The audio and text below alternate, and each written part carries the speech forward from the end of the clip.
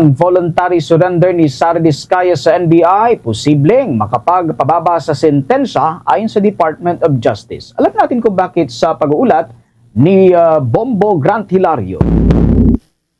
Inihayag ng Department of Justice na posibleng mapababa ang parusang ipapataw ng korte sa kontratistang si Sara Diskaya sa kasong kinakarap may kinalaman sa flood control. Ayon kay Prosecutor General Richard Anthony Fadulion, ang pag-voluntary surrender ni Diskaya sa National Bureau of Investigation ay maaring ikonsidera ng korte hinggil sa paruso nitong ipapataw. Aniyaya, ang voluntaryong pagsuko ay may tuturing bilang isang mitigating circumstance na maipababa ang sentensyang posibleng karapin ng kontratista. Dagdag pa ni Prosecutor General Fadulion, ang kusang pagsuko sa jurisdiksyon ng korte ay nagpapakita na kanyang hindi na hihintayin pa ang pag-i-issue at pagsisilbi ng warrant of arrest.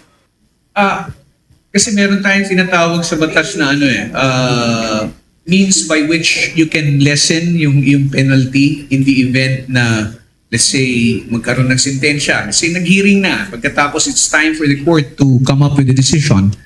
The court will consider mitigating circumstances. Among them, for example, would be voluntary surrender, plea of guilt. No? That's something that will lessen the penalty. So yun yung magiging net effect. Oo, kasi ano pa rin naman yan parang pagpapakita na hindi ko nahihintayin. Usa na akong susumiti sa jurisdiction ninyo. Di ba? Usually by degrees, di ba? 1 degree. Depende sa sentence. Magugunitang si Sara Diskaya ay voluntaryong isinuko ang sarili sa kustodiya ng National Bureau of Investigation nitong Martes, 9 ng Disyembre. Ang kanyang voluntary surrender sa kawanihan ay bago pa masilbihan ng arrest warrant na kasalukuyang hinihintay pang ilabas mula sa korte. Kaugnay ang warrant of arrest nang siya'y tuluyang sampahan ng kasong graft at malversation ng Office of the Ombudsman. Nag-ugat ito sa kanyang pagkakasangkot sa Ghost Flood Control Project sa Davao Occidental. Pinondohan ng halos 100 milyong piso, ngunit wala man lamang makikitang nagawa buhat ng inspeksyonin. Habang aminado naman si Prosecutor General Richard Anthony Fadulion na kanilang hindi alam ang rason kung bakit napagdesisyonan ng kampo ni Diskaya na voluntaryong sumuko. Pati sa sinasabi nitong pangamba sa kaligtasan ng kontratista ay di rin nila umunutiyak kung saan o ano ang kanyang naging basehan. Well, I really cannot second guess what's in the minds, or the thought process of the Diskayas. If you're asking me if there's basis for the threats, I really don't know what threats they're talking about. Maybe it's because of the fact that they're being implicated in the flood control projects. That would be a possible basis. No? Pero siguro ito, hindi ko alam. Sabi ko nga, mahirap natin pangunahan kung ano yung nasa kaisipan nila kung bakit nila ginawa ito. Kasi yung issue about security, that has always been a matter which has been raised by the Diskayas from day one. No? And I remember also that they said na kumuha kami ng sarili naming security.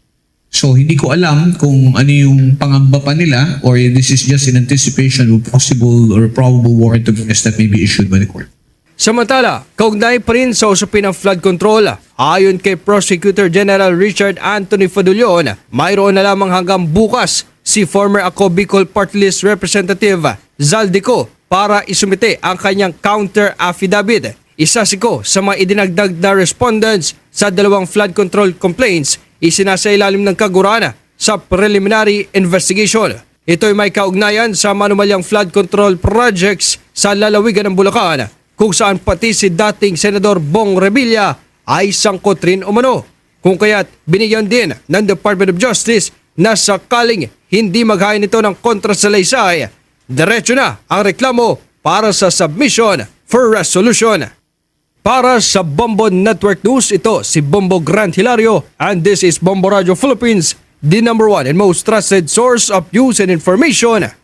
Bast Radio Bombo. For the most trusted source of news and information, visit our website at www.bomboradio.com. Follow us on Bombo Radio mobile app, Facebook, YouTube, TikTok, and X, formerly Twitter. Like, share, and stay connected. Anytime, anywhere.